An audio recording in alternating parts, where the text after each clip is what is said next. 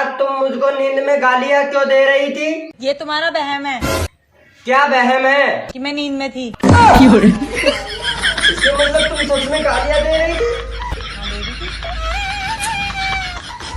ये भगवान क्या जुल्म है। यार मुझे माफ करना, मैंने तुमसे एक बात छुपाई है। क्या? मेरी पिछले महीने सगाई हो गई। बस इतनी सी बात? आओ आज मैं तुम्हें अपने बीवी बच्चों से मिलाता हूँ। प्यार में क्यों होता है। हेलो, कैसे जानू आजकल फोन नहीं लगा, बस गुस्सा आवत का जी? नहीं रे बेबे, तबीयत बहुत खराब है। क्या हो गया जी? 3-4 दिन से चक्कर और उल्टी आवत है। प्रेग्नेंट है बस का जी? प्यार में क्यों ये भगवान क्या जुल्म है।